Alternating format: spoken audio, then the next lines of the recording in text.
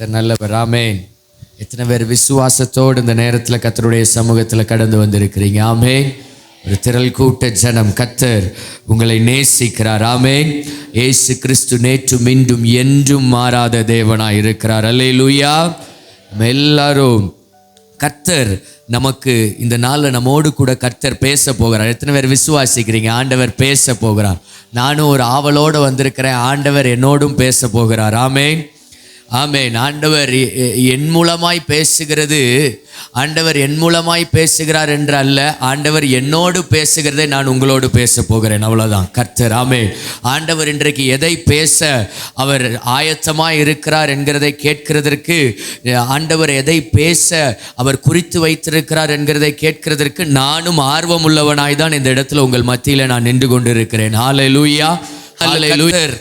நமக்கு தந்த வார்த்தைக்கு நேரே திரும்பலாம். சங்கீதங்களின் புஸ்தகம் 24ஆம் சங்கீதம், அதனுடைய 1வது வசனம். சங்கீதங்களின் புஸ்தகம் 24ஆம் சங்கீதம், அதனுடைய 1வது வசனம். ஒருவர் வாசிக்கலாம். பூமியும் அது நிறைவும் உலகமும் அதிலுள்ள குடிகளும் கர்த்தருடையது. ஹல்லேலூயா. ஒரு நிமிடம் தலைகளை தாழ்த்தி ஜெபிக்கலாம். நல்ல தகப்பனே, நல்ல வேலைக்காக உமக்கு நன்றி செலுத்துகிறோம். ஆசீர்வதிக்கப்பட்ட இந்த காலை வேளையிலையும் நீர் எங்களோடு கூட பேசுகிறவராய் இருக்கிறீர். ஆண்டவரே, நீர் பேசும், நாங்கள் கேட்கிறோம். இயேசுவின் நாமத்தில் பிதாவே, ஆமென். பூமியும் அது நிறைவும் உலகமும் அதில் உள்ள குடிகளும் கர்த்தருடையது. ஹல்லேலூயா. இந்த வானத்தையும் பூமியையும் சிருஷ்டித்த ஆண்டவர் எல்லாவற்றையும் தனக்கு சொந்தமாக்கி இருக்கிறார். ஆமென். ஆமென். இந்த வானமும் பூமியும் யாருக்கு சொந்தம்? கர்த்தருக்கு சொந்தம்.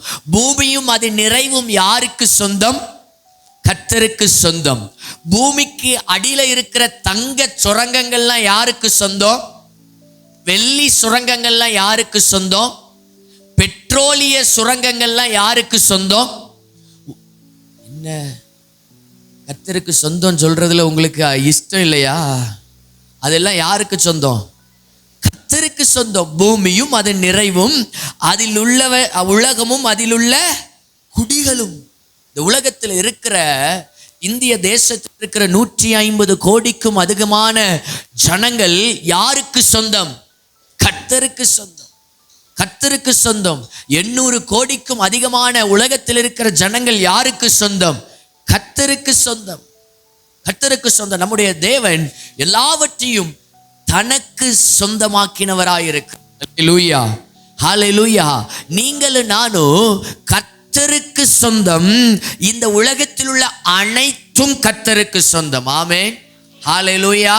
ஆகவே ஆண்டவர் எதை விரும்புகிறார் என்றால், நீங்களும் நானும் ஆசீர்வதிக்கப்பட்ட ஒரு வாழ்க்கையை, செழிப்பான ஒரு வாழ்க்கையை, நன்மையை பெற்று அனுபவிக்கிற ஒரு வாழ்க்கையை வாழ வேண்டும் என்பதே தேவனுடைய சித்தமாயிருக்கிறது. உபாகமம் 28வது அதிகாரத்தில் 14 வசனங்களில் நாம் ஆசீர்வாதத்தை பார்க்கிறோம். வேதத்தை திருப்பிக் கொள்ளலாம்.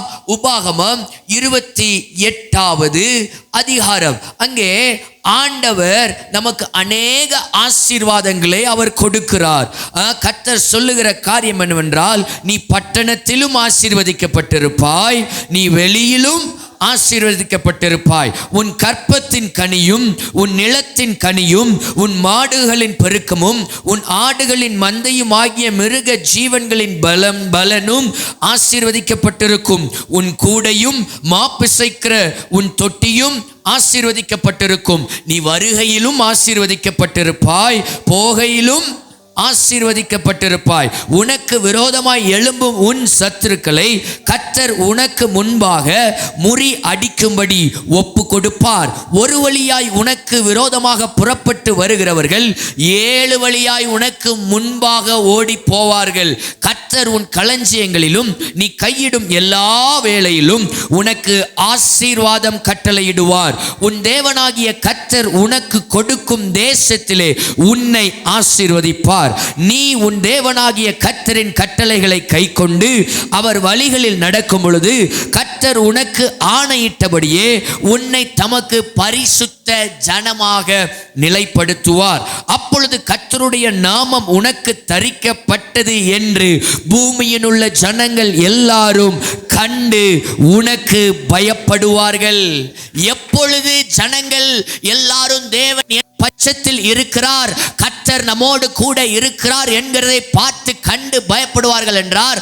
கர்த்தர் நம்மை ஆசீர்வதிக்கும் பொழுது பூமியில் இருக்கிற ஜனங்கள் பார்ப்பார்கள், இவர்கள் இடத்தில் ஏதோ ஒரு காரியம் வித்தியாசமாய் இருக்கிறது.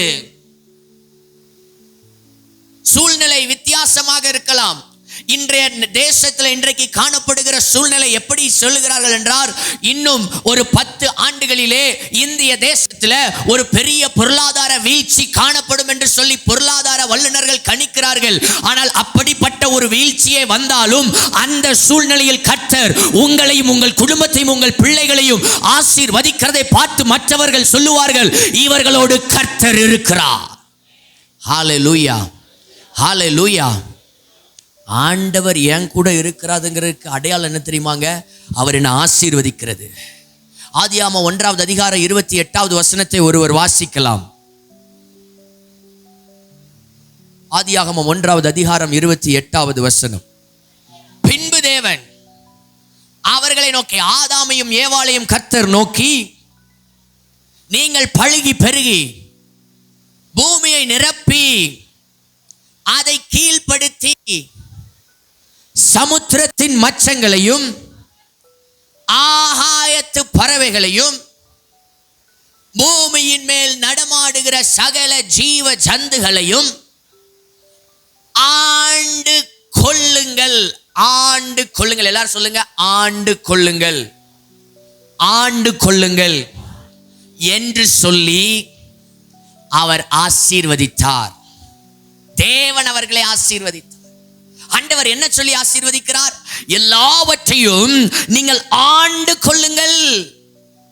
ஒரு ஆளுகையை 26, 27 வசனத்தில் என்ன பார்க்கணும்னா, தேவன் ஆதாமையும் ஏவாளையும் சிருஷ்டிக்க வேண்டும் என்று திட்டம் பண்ணினார். 28வது வசனத்தில் அவர் அவர்களை சிருஷ்டித்து உண்டாக்கி ஆண்டவர் ஆதாமையும் ஏவாளையும் பார்த்து பேசின முத வார்த்தையே ஆசீர்வாதம். ஹல்லேலூயா, ஹல்லேலூயா. எத்தனை பேர் விசுவாசிக்கிறீங்க நம்ம ஆண்டவர் ஆசீர்வதிக்கிற ஆண்டவர்னு? எத்தனை பேர் விசுவாசிக்கிறீங்க நம்ம ஆண்டவர் நன்மையை தருகிற ஆண்டவர்னு? எத்தனை பேர் விசுவாசிக்கிறீங்க என் ஆண்டவர் வழிகளை திறக்கிற ஆண்டவர்னு? எத்தனை பேர் விசுவாசிக்கிறீங்க என் ஆண்டவர் ஐஸ்வர்யத்தின் ஆண்டவராய் இருக்கிறார்? கர்த்தருடைய ஆசீர்வாதமே ஐஸ்வர்யத்தை தரும், அதனோடு அவர் வேதனையை கூட்டார். ஆண்டவர் இடத்திலிருந்து உங்களுக்கு பொருளாதார ஆசீர்வாதம் கிடைச்சிச்சுன்னா பயம் இருக்காதுங்க. ஆண்டவர் இடத்திலிருந்து உங்களுக்கு ஆசீர்வாதம் கிடைச்சிச்சுன்னா அதை குறித்த கவலை இருக்காதுங்க. ஆண்டவர் இடத்திலிருந்து உங்களுக்கு ஆசீர்வாதம் கிடைச்சிச்சுன்னா அது மேல உங்களுக்கு நாட்டம் இருக்காது. அது மேல உங்களுக்கு என்ன இருக்காது? நாட்டம் இருக்காது. ஆனால் ஒரு காரியத்தை நீங்களும் நானும் மனதில் ஏற்றிக்கொள்ள வேண்டும், நம்முடைய கர்த்தர் ஆசீர்வதிக்கிற கர்த்தர். பூமியும் அது நிறைவும் கர்த்தர் உடையது. ஆண்டவரை குறித்த அறிவு நமக்கு இருக்கணும். அவர்கள் இஸ்ரவேலின் தேவனை மட்டுப்படுத்தினார்கள் என்று சொல்லி வேதத்தில் வாசிக்கிறோம். அநேக நேரத்தில் நீங்களும் நானும் தேவனை மட்டுப்படுத்துகிறவர்களாக இருக்கிறோம். தேவனுடைய வல்லமையை, தேவனுடைய அவருடைய கரத்தின் கிரியைகளை, தேவன் யார் என்கிறது என்னுடைய மனப்பான்மையே, தேவனை அறிந்திருக்கிற அறிவே நம்மை எப்படி செய்கிறதா? தேவனை மட்டுப்படுத்துகிறதாக செய்கிறது. நம்முடைய தேவன் பூமி அனைத்திற்கும் ராஜா, கர்த்தாதி கர்த்தா, ராஜாதி ராஜன். அவர் ஐஸ்வர்ய சம்பர்ணராயிருக்கிறார். வேதம் சொல்லுகிறது கர்த்தருடைய ஆசீர்வாதமே ஐஸ்வர்யத்தை. அப்போ ஆசீர்வாதம் வேற, ஐஸ்வர்யம் வேற. இன்னைக்கு நிறைய பேர் சொல்லுவாங்க, ஆசீர்வாதம் ஆசீர்வாதம் ஆசீர்வாதம்னு பின்னாடி ஓடாதீங்கன்னு சொல்லுவாங்க. நான் அதுக்காக வரல. ஆசீர்வாதம்னா தேவனிடத்துல ஆசீர்வாதத்தை கேட்டு கேட்டு வாங்குங்கன்னு சொல்றதுக்காக நான் இன்னைக்கு வந்திருக்கேன். ஹல்லேலூயா. ஆசீர்வாதம் ஆசீர்வாதம் ஆசீர்வாதம்னு பின்னாடி ஓடாதீங்கன்னு நான் சொல்றதுக்காக வரல. ஏன்னா தேவ ஆசீர்வாதம்னா என்னன்னு நான் சரியா புரிஞ்சவனாக தேவன் எனக்கு கற்றுக் கொடுத்ததுனால ஒரு தெளிவோடு பேசுகிறேன். ஆசீர்வாதம் வேறே, ஐஸ்வர்யம் வேறே. இன்னைக்கு நம்ம என்ன நினைக்கிறோம்? ஆசீர்வாதம்னா நல்ல வேலை, ஆசீர்வாதம்னா நல்ல கை நிறைய காசு, ஆசீர்வாதம்னா நல்ல நான் சொன்னா 4 பேர் கேட்கறதுக்கு இருக்கிறது தான் ஆசீர்வாதம் நினைக்கிறேன். இல்ல, ஆசீர்வாதம்னா என்னன்னா கர்த்தர் உங்களுக்கும் எனக்கும் கொடுத்த ஒரு ஆளுகை. கர்த்தர் இந்த உலகத்துல உங்களுக்கும் எனக்கும் கொடுத்த ஒரு ஆளுகை. அவர் தம்முடைய குமாரனை உங்களுக்கு எனக்கு கொடுத்தாரு. தன் பரிசுத்த ஆவியானவரை உங்களுக்கு எனக்கு கொடுத்தாரு. அதுதாங்க ஆசீர்வாதம். ஹல்லேலூயா, ஹல்லேலூயா. முதலாவது தேவனுடைய ராஜ்யத்தை அவருடைய நீதியை தேடுங்க, அப்பொழுது இவைகள் எல்லாம் உங்களுக்கு கூட கொடுக்கப்படும். அப்ப ஆசீர்வாதம் கூட கொடுக்கப்படுகிறது இல்ல. முதல்ல நான் தேட வேண்டியது தேவனுடைய ராஜ்யத்தையும் அவருடைய நீதியை. தேவனுடைய ராஜ்யத்தையும் அவருடைய நீதியையும் தேட வேண்டும். தேவனுடைய ராஜ்யம் என்றால் என்ன? தேவனின் செயல்பாடுகள். சொல்லுங்க, தேவன் எப்படி எனக்குள்ள நான் என்ன செய்யணும்னு நினைக்கிறாரோ, நான் எப்படி வாழணும்னு நினைக்கிறாரோ, நான் எப்படிப்பட்ட கனி கொடுக்கிற வாழ்க்கையை வாழணும்னு நினைக்கிறாரோ, அதுதான் தேவனுடைய ராஜ்யம். மத்தேயு எழுதின சுவிசேஷம் 6வது அதிகாரத்துக்கு நம்முடைய வேதத்தை திருப்பிக் கொள்ள. மத்தேயு 6வது அதிகாரம். அங்கே ஆண்டவர் ஒரு மாதிரி ஜெபத்தை, ஒரு மாடல் பிரேயர், ஒரு ஜெபத்தை நமக்கு என்ன செய்கிறார்? அவர் சுட்டி காட்டுகிறார். அங்கே 10வது வசனம், உம்முடைய ராஜ்யம் எங்க வரணும்? பூமிக்கு வரணும். ராஜ்யம் என்ன வரணும்? நமக்கு இன்னைக்கு நிறைய நேரத்தில் பரலோக ராஜ்யம், தேவனுடைய ராஜ்யம் என்று சொல்லும் பொழுது நம்ம எதை தான் நினைக்கிறோம்னா பரலோகத்தை நினைக்கிறோம். ஆனா பரலோக ராஜ்யம் இப்போ தேவனுடைய ராஜ்யம் உங்களுக்கு உள்ளே இருக்கிறது என்று ஆண்டவர் சொல்லுகிறார். பரலோகம் என்கிற பதம் வேறே, பரலோக ராஜ்யம் என்கிறது வேறே. பரலோகம் என்கிற வார்த்தையினுடைய அர்த்தம் வேறே, தேவனுடைய ராஜ்யம் என்கிற வார்த்தையினுடைய அர்த்தம் வேறே. தேவனுடைய ராஜ்யம் என்பது இந்த பூமியில ஸ்தாபிக்கப்படுகிறதற்காக உள்ள காரியம். பரலோகம் என்பது the fourth dimension. நம்ம எப்போ போறது? மரித்த பிறகு, ஆண்டவருடைய வருகை வந்த பிறகு, நியாய தீர்ப்புக்கு அப்புறம், நியாய தீர்ப்பு நாளுக்கு அப்புறம் போறதுதான் என்னது? பரலோகம். தேவனுடைய ராஜ்யம் என்றால் தேவன் நினைச்சது என் வாழ்க்கையில நடக்கிறது. நான் நினைச்சது இல்லை, யார் நினைச்சது? அதுதான் உம்முடைய ராஜ்யம். இந்த சபையில தேவன் நினைக்கிறது நடக்கணும், அதுதான் உம்முடைய ராஜ்யம். இந்த இந்திய தேசத்துல ஆண்டவர் நினைக்கிறது நடக்கணும், அதுதான் உம்முடைய ராஜ்யம். அவர் பூமி அனைத்திற்கும் ராஜாவாய் இருக்கிறார். அவர் பூமி அனைத்திற்கும் ராஜாவாய் இருக்கிறார். அப்போ இந்த கிங்டம் ஆஃப் காட்ல, தேவனுடைய ராஜ்யத்துல நீங்களும் நானும் ரொம்ப முக்கியமான ஒரு காரியம் என்னன்னா, நீங்க பழுகி பெருகி பூமியை நிரப்புங்கன்னு யார் சொன்னா? ஏதேன என்ன செய்யுங்க? ஏதேன் என்றால் என்ன அர்த்தம்? தேவனுடைய தோட்டம். இன்னும் வேற என்ன சொல்லலாம்? தேவனுடைய, அங்க தேவன் நினைச்சதுதான் நடக்கணும். தேவன் நினைக்காத நடந்துச்சுன்னா தோட்டத்துல இருக்க முடியாது. அப்போ அது என்ன? தேவனுடைய ராஜ்யம். அது தேவனுடைய ராஜ்யம். நல்லா கவனிங்க, ரொம்ப முக்கியமான காரியத்தை நான் பேசிக் கொண்டிருக்கிறேன். ஆண்டவர் தெளிவா பேச சொன்னதுனால பேசிக்கிட்டு இருக்கிறேன். தேவனுடைய ராஜ்யம்னா ஏதேன் தேவனுடைய ராஜ்யம். ஏதேன் யாருடைய ராஜ்யம்? நீங்க கொஞ்சம் எனக்கு என்ன செய்யணும்னா பதில் பேசணும். கொஞ்சம் எப்படி பேசணும்? பதில் பேசணும்.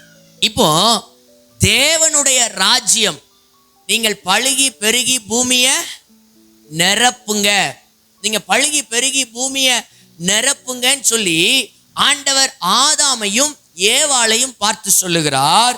அவங்க எங்க இருக்காங்க? தேவனுடைய தோட்டம். ஏதேன் என்பது தேவனுடைய ராஜ்யத்திற்கு ஒப்பனையா இருக்கு. அங்க யார் நினைக்கிறது தான் நடக்கணும்? தேவன் நினைக்கிறது தான். அந்த பழத்தை சாப்பிடக்கூடாது அப்படின்னா சாப்பிட, அங்க தேவன் நினைச்சது நடக்காததுனால யார் தோட்டத்தை விட்டு வெளியே போனாங்க? அதான். அப்போ ஏதேன் தேவனுடைய ராஜ்யம். இப்போ அவர் என்ன சொல்றாருன்னா, நீங்க பழுகி பெருகி பூமியை நிரப்புங்க. அப்படின்னா இந்த தேவனுடைய ராஜ்யத்தை, இந்த ஏதேனை பூமி முழுவதும் கொண்டு போங்க.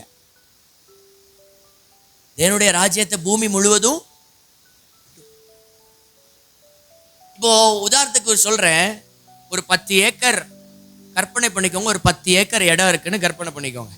10 ஏக்கர் இடம் காம்பவுண்ட் வால் போட்டிருக்கு, நல்லா வேலி போட்டிருக்கு. அதுக்கு உள்ள ஒரு ஏக்கர் இடம் உள்ள தனியா வேலி போட்டு ஒரு ஏக்கர் இருக்கு. நல்லா கவனிங்க, ஒரு 10 ஏக்கர் இடம் இருக்கு, அதுக்கு உள்ள ஒரு ஏக்கர் தனியா வேலி போட்டு இருக்கு. இப்போ அதுதான் ஏதேன்னு வச்சுக்கோங்க. அதுதான் என்னன்னு வச்சுக்கோங்க, ஏதேன்னு வச்சுக்கோங்க. இப்போ இங்கதான் ஆண்டவர் ஆதாம் ஏவாளையும் சொல்றாரு, நீங்க பழுகி பெருகி பூமிய நிரப்புங்கன்னு சொல்றாரு. ஒரு காலகட்டம் வரும்போது இவர்கள் பழுகி பெருகும் போது அந்த 1 ஏக்கர் இடம் என்ன செய்யாது. இப்போ அந்த வேலியை என்ன செய்யணும், எடுத்து இன்னும் கொஞ்சம் தள்ளி என்ன செய்யணும். அப்போ ஆரம்பத்திலேயே ஆண்டவர் ஆதாமுக்கும் ஏவாளுக்கும் கொடுத்தது ஊழியம். என்ன ஊழியம்? தேவ ராஜ்யத்தை பெருக வைக்கணும், வளர வைக்கணும். இப்படி ஒரு ஆளுகையை கர்த்தர் உங்க கையிலையும் என் கையிலையும் கொடுத்திருக்கிறார். ஆமென், ஆமென். ஆகையினாலதான் சொல்லுகிறேன், நீங்களும் நானும் ராஜ்யத்தின் புத்திரர். நீங்களும் நானும் யாருடைய புத்திரர்? என்ன புத்திரர்? தேவனுடைய ராஜ்யத்தின் புத்திரர். நீங்களும் நானும் சாதாரணமானவர்கள் அல்ல. தேவன் உங்களையும் என்னையும் தன்னுடைய சாயலில் உண்டாக்கினார். கர்த்தர் ஐஸ்வர்ய சம்பர்ணர். அதே சாயலில் கர்த்தர் உங்களை என்னையும் உண்டாக்கி இருக்கிறார். அல்லேலூயா, அல்லேலூயா, அல்லேலூயா. அப்போ ஆண்டவர் நீங்களும் நானும் ஆசீர்வாதமா வாழ்றத விரும்புறாரு. பக்கத்துல பார்த்து சொல்லுங்க, நீங்க ஆசீர்வாதமா வாழ்றத தேவன் விரும்புறார். நீங்க விரும்புறீங்களோ இல்லையோ, அதை தேவன் என்ன செய்யறாரு? நீங்க உண்டாக்கப்பட்ட நோக்கமே ஆசீர்வாதமா வாழ்றதுக்காக. அதனாலதான் ஆதாம் ஏவாளையும் முதல்ல உண்டாக்கி அவர் ஆசீர்வதித்தார்னு வசனம் சொல்லுது. நான் ஏதோ வித்தியாசமா உங்ககிட்ட பேச வரலங்க. ஆண்டவர் ஆதியாகமம் 1:28 சொன்னதை நான் என்ன செய்யறேன், உண்டாக்குன உடனே என்னதான் செய்யறாரு? பிளஸ் தான் பண்றாரு. உண்டாக்க உடனே பிளஸ் தான் பண்றாரு ஆண்டவர். நீங்களும் நான் இந்த பூமியில நன்றாய் வாழ்வது தேவனுடைய சித்தமாய் இருக்கிறது. இன்றைக்கு நான் எதை குறித்து உங்களிடத்தில் நான் பேச போகிறேன் என்றால், பொருளாதார ஆசீர்வாதத்தை குறித்து பேச போகிறேன். கர்த்தர் பொருளாதாரத்தின் ஆசீர்வாதத்தின் தேவனாய் இருக்கிறார். ஆமென். எத்தனை பேர் விசுவாசிக்கிறீங்க கர்த்தர் என் பொருளாதாரத்துல என்னை ஆசீர்வதிப்பார்? நீயும் கடன் வாங்காது இருப்பாய், அநேக ஜாதிகளுக்கு கடன் கொடுப்பாய். நீங்க கடன் வாங்குற இடத்துல உங்களை கர்த்தர் வைக்கணுங்கிறது தேவ விருப்பம் இல்ல. கடன் கொடுக்கிற இடத்துல உங்களை வைக்கிறது தான் தேவன் விருப்பம். வட்டிக்கு கொடுக்கிற இடம் இல்ல. வசனம் சொல்லுது, உன் பணத்தை வட்டிக்கு கொடாமலும். வட்டிக்கு கொடுக்கிறது பாவம். வட்டிக்கு கொடுக்கிறது பாவம். அநியாயமா வட்டி கொடுக்கிறது பாவம். ஆனா கர்த்தர் உங்களை மற்றவர்களுக்கு கொடுக்கிற இடத்துல, அதான் ஒரு பாடல் இருக்கு, ஏந்தி நின்ற என் கரங்களை எல்லாம் கொடுக்கும் கரமாய் மாற்றி. ஆண்டவர் அதை தான் விரும்புகிறார். அப்படிப்பட்ட ஒரு வாழ்க்கையை உங்களுக்கு தருகிறதுக்கு தான் கர்த்தர் உங்களை என்னை ரட்சித்து இருக்கிறார். வேதத்தை திருப்பிக் கொள்ளலாம். ரோமருக்கு எழுதின நிருபம் 10வது அதிகாரம் 12வது வசனம். ரோமருக்கு எழுதின நிருபம் 10வது அதிகாரம் 12வது வசனம்.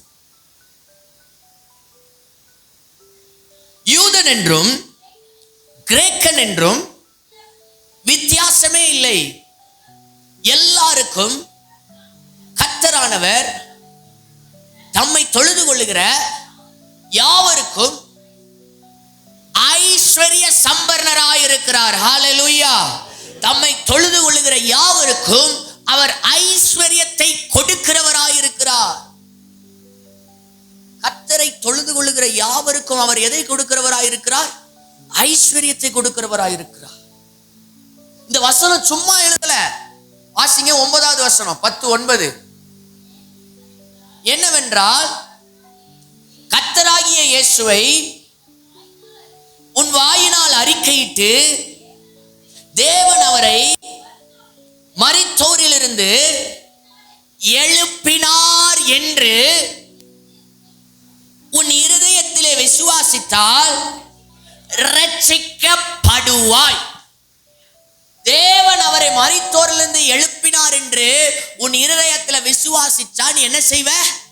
ரட்சிக்கப்படுவாய். அடுத்த வசனம், நீதி உண்டாக இருதயத்திலே விசுவாசிக்கப்படும், ரட்சிப்புண்டாக வாயினாலே அறிக்கை பண்ணப்படுது. ஆண்டவர் அப்போஸ்தலனாகிய பவுலை கொண்டு ரட்சிப்புனா என்ன, ஒரு மனுஷன் எப்படி இயேசுவை ஏற்றுக்கொள்ளணும், இயேசுவை அறியாத ஒரு புறஜாதியான் எப்படி ரட்சிக்கப்படணுங்கிறத அப்போஸ்தலனாகிய பவுல் எழுதுகிறார். அந்த ரட்சிக்கப்பட்டவனுக்கு கர்த்தர் ஐஸ்வர்யத்தை கொடுக்க உண்மை உள்ளவராய் இருக்கிறாருங்கிறத அடுத்த வசனத்தில் அவர் எழுதுகிறார். அதனாலதான் இயேசு சொன்னார், தரித்திரருக்கு சுவிசேஷத்தை பிரசங்கிக்க வந்தேன். ஏன்னா இந்த சுவிசேஷம் உங்களை தரித்திரத்துல வைக்காது, இந்த சுவிசேஷம் உங்களை ஐஸ்வர்யவான்களாய் மாற்றும். இயேசு ஏழை கோலமாக தானே அவர் வந்தார். அது என்ன பாட்டு? காரிருள் வேளையில் கடுங்குளிர் நேரத்தில் ஏழை. அந்த பாட்டு எத்தனை பேருக்கு நல்லா தெரியும்? காரிருள் வேளையில் கடுங்குளிர் நேரத்தில் ஏழை கோலமகா. அவர் எப்படி வந்தாரு? எங்க சத்திரத்துல இடம் இல்லாததுனால தாங்க முன்னணியில போய் பிறந்தாரு. சத்திரம்னா என்ன தெரியுமா? Hotel, lodge. சத்திரத்துல கொடுக்கிறதுக்கு பணம் யோசேப்புக்கும் மரியாளுக்கும் இருந்துச்சு. ஆனா இடம் இல்லாததுனாலதான் அவர் எங்க போனாரு? முன்னணைக்கு, மாட்டு தொழுவத்தில் இருக்கிற முன்னணைக்கு போனார். சத்திரத்தில் இங்க பணம் இல்லைன்னா டைரக்டா அவர் எங்க போயிருக்கலாம்? உடைய தேவன் உலகமும் பூமியும் அது நிறைவும். வசனம்தான் சத்தியம். இயேசு கிறிஸ்து சிலுவையில மரித்த பொழுது அவருடைய அங்கிய சீட்டு போட்டு பங்கிட்டாங்களாம். ஏன்னா அவருடைய அங்கியினுடைய அந்த ஸ்டிச்சு ஒரே நூல்ல தைத்த அங்கியா இருந்துச்சாம். இன்னைக்கு நான் செத்தன்னா என் கோட்டையோ என் சட்டையோ யாரும் பங்கு போட முடியாது. அதை வேணா யாருக்காவது என்ன செய்யலாம்? ஏழைகளுக்கு கொடுத்து உதவலாம். ஆனா அதை பங்கு போட்டு எடுத்துக்கிற அளவு it is not a royal coat, not a royal suit.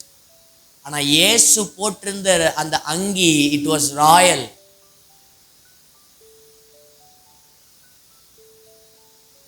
என் கர்த்தர் சாதாரணமானவர் அல்ல, கர்த்தரை ஏழை என்று பார்க்காதீர்கள். என் தேவன் கிட்ட பணம் இல்லைன்னு சொல்லி பார்க்காதீங்க. என் தேவன் ஆசீர்வதிக்க மாட்டார் என்று சொல்லி பார்க்காதீர்கள். பூமிக்கு அடியில இன்னும் எத்தனையோ தங்க சுரங்கங்கள் கண்டுபிடிக்கப்படாமல் இருக்கிறது. பூமிக்கு அடியில இன்னும் எத்தனையோ சுரங்கங்கள் கண்டுபிடிக்கப்படாமல் இருக்கிறது. அவற்றை உண்டாக்கினவர் கர்த்தர், அவற்றை உண்டாக்கினவர் என் தேவன். அந்த தேவனை நீங்களும் நானும் ஆராதிக்கிறோம். அவர் உங்கள் தகப்பனா இருக்கிறார். அவர் உங்கள் ரோமர் நிருபம் 8வது அதிகாரத்திற்கு வேதத்தை திருப்பிக் கொள்ளுங்கள். நான் வேகமாய் உங்களுக்கு வசனங்களை சுற்றுகிறேன். 32வது வசனம். தம்முடைய சொந்த குமாரன் என்றும் பாராமல் நாம் எல்லாருக்காகவும் அவரை ஒப்பு கொடுத்தவர் அவரோட கூட மற்ற எல்லாவற்றையும் நமக்கு அருளாது இருப்பது எப்படி? ஐயா, சொந்த குமாரனே கொடுத்துட்டாரியா, அவர் கூட சேர்ந்து மற்ற எல்லாவற்றையும் நமக்கு நிச்சயம் கொடுப்பார். ரட்சிக்கப்பட்ட ஒரு விசுவாசி கடனோட இருக்கக்கூடாது. ரட்சிக்கப்பட்ட ஒரு விசுவாசி பசி பட்டினியோட இருக்கக்கூடாது. அது தேவ சித்தம் அல்ல, இருக்க முடியாது. அதை இன்னைக்கு விசுவாசிக்க ஆரம்பிச்சுங்க. ரட்சிக்கப்பட்ட ஒரு விசுவாசிக்கு வேலை இல்லைங்கிற சூழ்நிலை கிடையாது. ரட்சிக்கப்பட்ட ஒரு விசுவாசிக்கு பண கஷ்டம்னா பண நெருக்கடிங்கிறது கிடையாது. இயேசு ஊழியத்துக்கு எங்க போகணும்னு நினைச்சாரோ அங்க அவர் போனார். கையில டிக்கெட் எடுக்க பணம் இல்ல, பெட்ரோல் போட பணம் இல்லை, டீசல் போட பணம் இல்லைன்னு சொல்லி அவருடைய ஊழியம் தடைபடல. சீசர்களுடைய ஊழியம் தடைபடல. பண ஆசை எல்லா தீமைக்கு மேலாய் இருக்கிறது, ஆனால் பணம் எல்லா தீமைக்கு மேலாய் இல்லை. ஐஸ்வர்யத்தின் மீது நம்பிக்கை வைத்தால் நாசமடைவோம். பேதுரு சொல்லுகிறார், உன் பணம் உன்னோடே கூட நாசமாய் போவதாக. நான் சர்ச்சுக்கு பணம் கொடுத்துட்டேன், காணிக்கை கொடுத்துட்டேன், அதனால பரலோகத்துக்கு போயிருவேங்கிறது கிடையாது. நான் பரலோகத்துக்கு போக கூடியவன், அதனால என் கையில பணம் இருக்கும். ஹல்லேலூயா. எத்தனை பேருக்கு நான் சொல்றது புரியுது? நான் காணிக்கை கொடுத்தனால நான் பரலோகத்துக்கு போவேன் கிடையாது. நான் பரலோகத்துக்கு போற ஒரு வாழ்க்கையை இயேசு எனக்கு இலவசமா தந்திருக்கிறாரு, அதனால என் கையில பணத்தை அவர் கொடுத்திருக்கிறார்.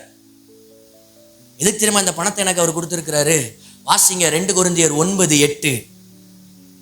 எதுக்கு இந்த ஐஸ்வர்யத்தை கர்த்தர் நம்முடைய கரத்தில் கொடுக்கிறார்?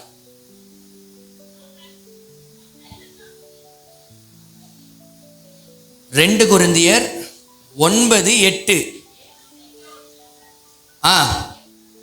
நீங்கள் எல்லாவற்றிலும், சொல்லுங்க எல்லாரும் சேர்ந்து வாசிங்க, எல்லாரும் அந்த பக்கத்தை எடுங்க. பக்கம் 252, புதிய ஏற்பாட்டில் பக்கம் 252.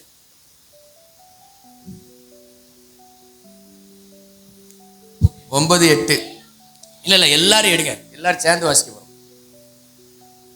எல்லாரும் எடுத்தாச்சா? எடுத்தவங்க உங்க பைபிளை தூக்கி உயர்த்தி காட்டுங்க. இந்த சர்ச்சில் ஒருத்தருக்கும் கடன் இருக்கக்கூடாது. இந்த சர்ச்சில் ஒருத்தருக்கும் என்ன இருக்கக்கூடாது? கடன் இருக்கக்கூடாது. கர்த்தர் சம்பூர்ணமாய் ஆசீர்வதிக்கிற கர்த்தர். எல்லாரும் எடுத்தாச்சா? இப்போ வாசிப்போம். மேலும் நீங்கள் எல்லாவற்றிலும் எப்பொழுதும் சம்பூர்ணமுடையவர்களாயும் சகலவித நற்கிரியைகளிலும் பெருகுகிறவர்களாயும் இருக்கும்படியாக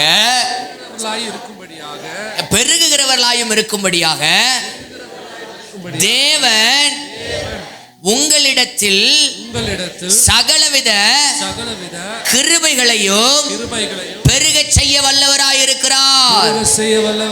ஹல்லேலூயா, ஹல்லேலூயா. நீங்கள் எல்லாவற்றிலும் எப்பொழுதும் சம்பூர்ணமுடையவர்களாய் இருக்கிறது எதுக்குன்னா, சகலவித நற்கிரியையில பெருகணும். இந்த சபை இன்னொரு 10 சபையை கட்டி கொடுக்கணும். இந்த சபை ஒரு 10 குடும்பத்துக்கு வீடு கட்டி கொடுக்கணும். நான் 10 வீடு கட்டி வாடகை கொடுறதுக்கு எனக்கு அவர் ஐஸ்வர்யத்தை தரல. 10 பேர் வீடு இல்லாதவனுக்கு வீடு கட்டி கொடுக்கறதுக்கு கர்த்தர் எனக்கு ஐஸ்வர்யத்தை தரார். ஐஸ்வர்யத்தை கர்த்தர் சும்மா தூக்கி போடல. அவர் பண்ணி முன்னாடி முத்து போட மாட்டார். அவர் பண்ணி முன்னாடி எதை போட மாட்டாரு? எல்லாருக்கும் ஐஸ்வர்யத்தையும் கொடுக்க மாட்டார். யாரு நற்கிரியைகளை செய்கிறதுக்கு ஆவலா இருக்கிறாங்களோ அவங்களுக்கு கர்த்தர் நிச்சயம் ஐஸ்வர்யத்தை கொடுப்பார். யார் நற்கிரியை செய்கிறதுக்கு ஆவலா இருக்கிறாங்களோ இன்னைக்கு தொடங்குங்க, இன்னைக்கு தொடங்குங்க. கர்த்தர் உங்களை ஆசீர்வதிப்பார். மற்றவங்களுக்கு கொடுத்து பழங்க. ஒருவேளை இன்னைக்கு உங்க சூழ்நிலை கஷ்டமான சூழ்நிலையில இருக்கலாம், ஆனா அதற்கு மத்தியிலையும் எடுத்து உங்களால முடிஞ்சது, என்னால 10 ரூபா தாங்க கொடுக்க, பரவாயில்லைங்க. உங்க சூழ்நிலையிலையும் நீங்க எடுத்து நற்கிரியைக்கு கொடுக்குறீங்கல்ல, அதை பார்த்து கர்த்தர் ஆசீர்வதிப்பார். நல்ல சமாரியன். எத்தனை பேருக்கு அந்த கதை தெரியும்? தெரியுமா? நல்ல சமாரியனுக்கு அந்த வழிபோக்கர் அந்த அந்த கள்ளர் கையில அகப்பட்ட வழிபோக்கனுக்கு உதவி செய்யணுங்கிற எண்ணமும் இருந்துச்சு, கொடுக்கறதுக்கு கையில பணமும் இருந்துச்சு. இன்னைக்கு கிறிஸ்தவங்களாகிய சபையில இருக்கிற நமக்கு உதவி செய்யணுங்கிற எண்ணம் இருக்கு, ஆனா கொடுக்கறதுக்கு என்ன இல்லை. கர்த்தர் இதற்காக அழைக்கவில்லையே. ஒரு சமாரியனுக்கே கர்த்தர் உதவி செய்யணுங்கிற எண்ணத்தையும் பணத்தையும் கர்த்தர் கொடுத்து வச்சிருந்தார்னா, இன்னைக்கு சபையில இருக்கிற உங்களுக்கும் எனக்கும் கர்த்தர் அதை நிச்சயம் என்ன செய்வார்? ஒருவேளை நீங்க சில கேள்வி கேட்கலாம். ஐஸ்வர்யவான் தேவனுடைய ராஜ்யத்தில் பிரவேசிப்பது கூடாத காரியம்னு இயேசுவே என்ன செஞ்சாரு? பிரசங்கம் பண்ணாரே. இயேசுவே பிரசங்கம் பண்ணாரே. இயேசுவினுடைய சீஷர்கள் யாரும் ஐஸ்வர்யவானாய் இல்லையே. கேட்கலாம், இயேசுவை அவர் அந்த கல்லறையில அடக்கம் பண்ணுகிறதற்கு ஒரு சீஷன் வாங்கிட்டு போனாரே, அவர் பேர் என்ன? யோசேப்பு. அவருடைய சீஷனும் ஐஸ்வர்யவானுமாய் இருந்த யோசேப்பு. அவருடைய சீஷனும் இயேசுவுக்கு ஐஸ்வர்யவான்கள் சீஷர்களா இருந்தார்கள். நான் சொல்றேன், இன்னைக்கு இந்த சபைக்கு, இந்த ஊழியத்திற்கு ஐஸ்வர்யவான்கள் தேவை. இந்த ஊழியத்தினுடைய தேவைகளை சந்திக்கிறதுக்கு ஐஸ்வர்யவான்கள் தேவை. ஏசாயா 60 அதிகாரம் சொல்லுது, ராஜாக்கள் நடந்து வருவார்கள், ராஜாக்கள் நடந்து வருவார்கள், தர்ஷீஷின் கப்பல்கள் ஏற்கனவே காத்திருக்கும். அல்லேலூயா. ஏசாயா 60 அதிகாரத்துல பாத்தீங்கன்னா மகிமை வெளிப்படும் பொழுது, தேவனுடைய மகிமை வெளிப்படும் பொழுது சபையில என்ன நடக்கிறதுனா, சபையிலே ஐஸ்வர்யம் பெறுகிறது. வேதத்தை திருப்பிக் கொள்ளுங்கள். ஏசாயா 60 அதிகாரம் 18வது வசனம் என்று எண்ணுகிறேன். இல்ல, அப்போ 17வது வசனம். நான் வெண்கலத்துக்கு பதிலாக, நல்லா கவனிங்க, நல்லா கவனிச்சுக்கிடுங்க, நான் வாசிக்கிறேன். நான் வெண்கலத்துக்கு பதிலாக பொன்னையும், இரும்புக்கு பதிலாக வெள்ளியையும், மரங்களுக்கு பதிலாக வெண்கலத்தையும், கற்களுக்கு பதிலாக இரும்பையும் வர பண்ணுவேன். தேவ மகிமை வெளிப்படும் போது என்ன நடக்குதுன்னா, வெண்கலத்துக்கு பதிலாக பொன்னு, அடுத்தது இரும்புக்கு பதிலாக வெள்ளி, அடுத்தது மரங்களுக்கு பதிலாக வெண்கலம். இங்க ஃபர்ஸ்ட் கிரேட்ல இருந்தது என்னன்னா வெண்கலம், இரும்பு, மரம், கல்லு. நல்லா பார்த்துக்கிடுங்க, வெண்கலம், இரும்பு, மரம், கல்லு. இல்ல, இது ஃபர்ஸ்ட் இருந்த ஆர்டர். இதை பாருங்க, வெண்கலம். இப்போ நம்ம கையில என்ன இருக்குன்னா, வெண்கலம், இரும்பு, மரம், கல்லு. இப்போ மகிமை வெளிப்படும் போது என்ன நடக்குதுன்னா, இந்த வெண்கலம் இருந்த இடத்துல பொண்ணு வந்துருது, இந்த இரும்பு இருந்த இடத்துல வெள்ளி வந்துருது, இந்த மரம் இருந்த இடத்துல வெண்கலம் வந்துருது, இந்த கல் இருந்த இடத்துல இரும்பு. இது எதை குறிக்குதுன்னா, பொருளாதார ஆசீர்வாதத்தை, தேவன் பொருளாதாரத்துல உயர்வை குறிக்கிறது. அடுத்தது, அந்நிய புத்திரர் உன் மதில்களை, 10வது வசனம், அந்நிய புத்திரர் உன் மதில்களை கட்டி அவர்களுடைய ராஜாக்கள் உன்னை, ஐயா, அந்நிய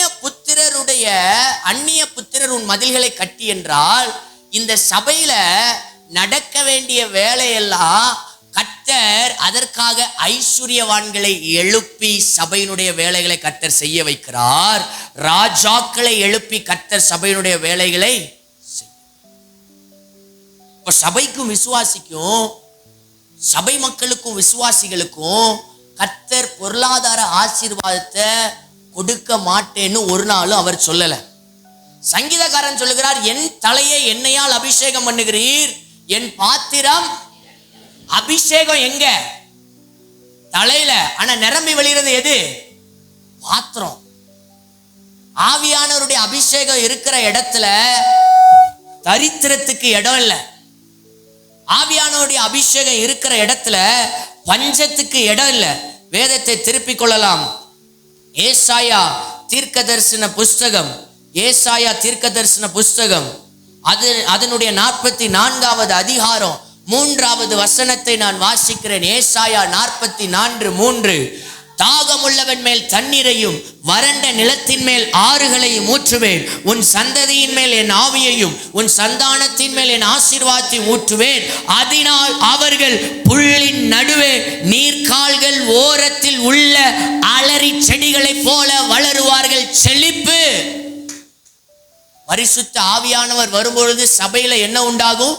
செழிப்பு உண்டாகும். அப்போ ஆண்டவர் உங்களுக்கும் எனக்கும் பொருளாதார ஆசீர்வாதத்தை தர்றதற்கு அவர் அவர் அவர் உண்மையுள்ளவராய் இருக்கிறாரா? பதில் சொல்லுங்க. எத்தனை பேர் விசுவாசிக்கிறீங்க? நீங்க இனிமே கடனோட, எத்தனை பேருக்கு கடன் இருக்கு? கொஞ்சம் கையை தூக்குங்க. எத்தனை பேருக்கு கடன் இருக்கு? வலது கையை தூக்குங்க. இப்போ கடன் இருக்கிறவங்கெல்லாம் இப்போ உங்க தலையில கை வச்சு சொல்ல போறீங்க, உங்க பேரை சொல்லி, நீயும் கடன் வாங்காது இருப்பாய், அநேக ஜாதிகளுக்கு கடன் கொடுப்பாய். நீயும் கடன் வாங்காது இருப்பாய், அநேக ஜாதிகளுக்கு கடன். ஒரே ஒரு சம்பவத்தை மட்டும் உங்க முன்னாடி நான் நிறுத்திட்டு சீக்கிரத்துல நம்ம அடுத்த பகுதிக்குள்ள நம்ம செல்ல போகிறோம். மத்தேயு எழுதின சுவிசேஷம் 19வது அதிகாரம். அங்கே ஒரு வாலிபனை குறித்து நம்ம பார்க்கிறோம். ஐஸ்வர்யவானாகிய வாலிபன். அந்த வாலிபன் என்ன செய்கிறான் என்று பார்க்கலாம். 16 இருந்து 26 மைக்ல ஒருத்தங்க வாசிங்க. 16 இருந்து 26 வரை நிறுத்தி நிதானமா நல்லா தெளிவா மைக்ல ஒருத்தங்க வாசிக்கலாமா? வாங்க, மைக்கில் வாசிக்கிறீங்களா? அப்பொழுது ஒருவன் வந்து அவரை நோக்கி, இயேசுவை நோக்கி, நல்ல போதகரே, நல்ல கவனிங்க எல்லாரும், நல்ல போதகரே, நித்திய ஜீவனை அடைவதற்கு நான் எந்த நன்மையை செய்ய வேண்டும் என்று கேட்டான். அதற்கு அவர், நீ என்னை நல்லவன் என்று சொல்வானேன்? தேவன் ஒருவரை தவிர நல்லவன் ஒருவனும் இல்லையே. நீ ஜீவனின் பிரவேசிக்க விரும்பினால் கற்பனைகளை கைக்கொள் என்றார். அவன் அவரை நோக்கி, எவைகளை என்று கேட்டான்.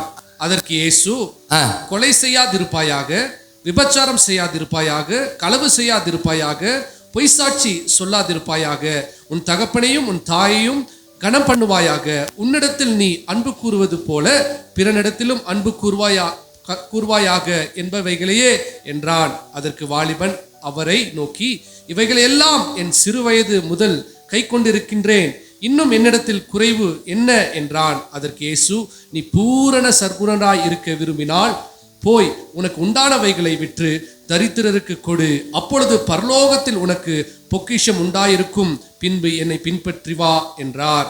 அந்த வாலிபன் மிகுந்த ஆஸ்தியுள்ளவனாய் இருந்தபடியால் இந்த வார்த்தை கேட்ட பொழுது துக்கம் அடைந்தவனாய் போய்விட்டான். அப்பொழுது இயேசு தம்முடைய சீஷர்களை நோக்கி, ஐஸ்வர்யவான் பரலோக ராஜ்யத்தில் பிரவேசிப்பது அரிதென்று மெய்யாகவே உங்களுக்கு சொல்லுகிறேன்.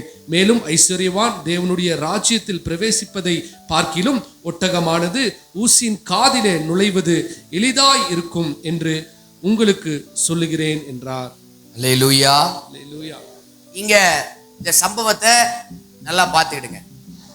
இதுல இந்த வாலிபன் வந்த பர்பஸ், அவன் எதற்காக வருகிறான் என்கிறதை அறிந்து கொள்ளணும்னா 16வது வசனத்துல, நல்ல போதகரே, நித்திய ஜீவனை அடைவதற்கு நான் எந்த நன்மையை செய்ய வேண்டும்? அவன் என்ன கேள்வி கேட்கறான்னா, நித்திய ஜீவனை அடையிறதுக்கு நான் என்ன செய்யணும் அப்படின்னு கேட்கிறான். அப்போ ஆண்டவர் அவனுடைய இருதயத்தை அறிந்து விட்டார். அவன் என்ன இருதயத்தோடு வருகிறான் என்கிறதை அறிந்து அவர் சொல்லுகிறார், நீ என்னை நல்லவன் என்று சொல்வானேன், தேவன் ஒருவர் தவிர நல்லவன் ஒருவனும். ஒரு கேள்வி கேட்க, நல்ல போதகரே அப்படின்னு அவன் சொன்னதுல சரியா தப்பா? சரிதானே? சரியா தப்பா? இயேசு நல்ல போதகரா இல்லையா? அவரே சொல்றார், நானே நல்ல மேய்ப்பன் தன் ஆடுகளுக்காக. அவரே அவரை பத்தி சொல்றார். சொல்லிட்டு அவரே சொல்லுகிறார், நானே என்னைய பத்தி சாட்சி கொடுத்தா எப்படி இருக்காது? அனுப்பினவர் சாட்சி கொடுப்பார், அப்பவும் நீங்க நம்ப மாட்டீங்க அப்படிங்கிறார். அப்ப இயேசு நல்ல போதகரா இல்லையா? இப்ப இவர் நல்ல போதகர் சொல்லும் போது இயேசு ஏன் அதை ஏற்றுக்கொள்ளல? இயேசு ஏன் ஏற்றுக்கொள்ளல? சொல்லுங்க. இயேசுக்கு அவன் இருதயம் நல்லா தெரியுது. இவன் சோப் போடுறான். இயேசுக்கு என்ன செய்யறான்? சோப் போடுறான். நீ அவருக்கே சோப் போட்டு, இன்னைக்கு நம்மளும் அப்படிதான் நிறைய நேரத்தில் ஆண்டவருக்கு சோப் போடுறோம். ஆண்டவருக்கு என்ன செய்யறோம்? சர்ச்சுக்கு வந்துட்டா முழங்கால்னா நேர் முழங்கால் தான். கையை தூக்கிட்டார், தூக்குன கை என்ன செய்யாது?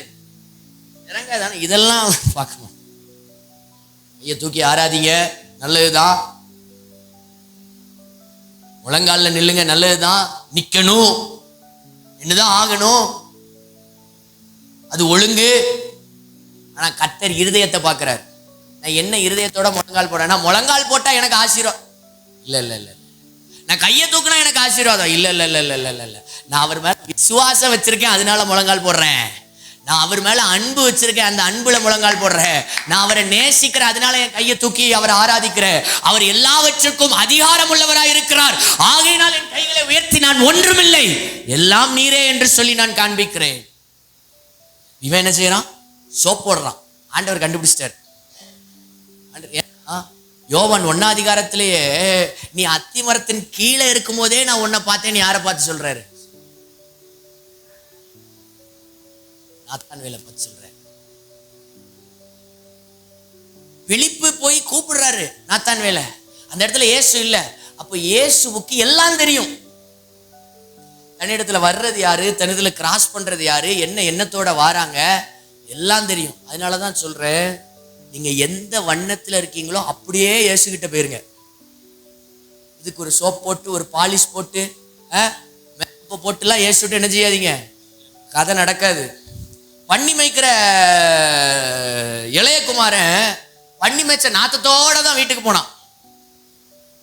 வீட்டுக்கு போறேன் அதனால குளிச்சுட்டு என்ன செய்யறேன், போறேன் வீட்டுக்கு போறேன் அதனால இந்த நல்லா சென்ட் அடிச்சுட்டு போறேன்னு என்ன செய்யல, போகல. பண்ணி நாத்தத்தோட தான் போனான். அதோட தான் அவங்க தகப்பன் அவனை கட்டி பிடிச்சி முத்தம் கொடுத்து மோதிரத்தை கொடுத்தாரு, வஸ்திரத்தை மாற்றி விட்டாரு, பாதரட்சியை. இயேசு கிட்ட வரும்போது அப்படியே வரணும். தாவீது அப்படியே வந்தார். தாவீது அதே அவர் பச்சைபால் இடத்துல விழுந்தாரு, பாவத்தில் விழ, ஆனா பாவியாகவே வந்தார். என்ன மறைக்கலைங்க. சவுலுக்கும் தாவீதுக்கு இதான் வித்தியாசம். ஏன் சவுல் தாவீது செஞ்ச அளவு பெரிய துரோகங்களையும் பாவங்களையும் சவுல் செய்யவில்லை. ஆனா இருதயத்துக்கு ஏற்றவன் யாரு? காரணம் என்ன தெரியுமா? அவன் அப்படியே வந்தான், எதையும் மறைக்காம வந்தான். இவன் ஆடை மட்டும் பிடிச்சி வச்சு இது ஆண்டவருக்கு வச்சிருக்கேன்னு சவுல் சொன்னான். பலி கொடுக்கிற ஒன்னையும் நீ எடுக்க கூடாது, ஆடை மட்டும் விட்டு வச்சுட்டு, ஆடு மாடை மட்டும் விட்டு வச்சுட்டு ஆண்டவருக்கு பலியை பார்க்கிலும் அவர் எதை விரும்புகிறார்? தாவீதுக்கு இது நல்லா புரிஞ்சிச்சு. சவுல் பலி கொடுத்து ஆண்டவரை ஏமாத்திரலாம் நினைச்சான். Sorry, you cannot cheat God. நீங்க காணிக்க கொடுக்கறதுனால ஆண்டவரை என்ன செஞ்சிட முடியாது. நீங்க கரெக்டா ஞாயிற்றுக்கிழமை வந்து அட்டெண்டன்ஸ் போடுறதுனால என்ன செஞ்சிட முடியாது ஆண்டவரை. நான் மற்ற 6 நாள் எப்படி இருக்கேங்கிறத ஆண்டவர் என்ன செய்யறாரு? ஆடு மாடோட கேட்கிற சத்தம் அது ஆண்டவருக்கு வச்சிருக்கையா, ஒன்னையும் எடுக்க கூடாது சொன்னாரு. நீ ஆண்டவர் பேர்ல இந்த இருதயத்தோட ஆண்டவர்கிட்ட வரக்கூடாது. இப்ப அவன் என்ன செய்யறான்? நல்ல போதகரே. ஆண்டவர் கண்டுபிடிச்சிட்டார். நல்லவன் ஒருவன் இல்லையே, நித்திய ஜீவனில் நீ பிரவேசிக்க விரும்பினால் கற்பனைகளை, இப்படிப்பட்டவனுக்கு ஆண்டவர் இப்படிதான் பதில் சொல்லுவார். நித்திய ஜீவனில் பிரவேசிக்க விரும்பினா கற்பனை இருக்கு, பார்த்து படிச்சுட்டு போயிட்டே இரு.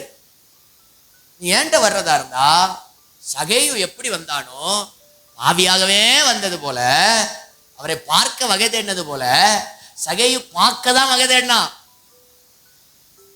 அவரை வீட்டில் தங்க வைக்கணும்லாம் ஆசைப்படவே இல்லை. ஆனா அவன் என்ன நினைச்சானோ அதே, நான் பார்த்தா மட்டும் போதும். அப்போ நான் எங்க நின்னா போதும்? அத்தி மரத்துல இருந்து தூரத்துல இருந்து அவரை பார்த்தா மட்டும் போதும். அவன் என்ன நினைச்சானோ அந்த இடத்துல அவன் நின்னனால கர்த்தர் அவர் இறங்கி வந்தார். ஹல்லேலூயா, ஹல்லேலூயா. அவர் நிக்கணும்னு அவசியமே இல்லை, நின்னு பாக்குறாரு.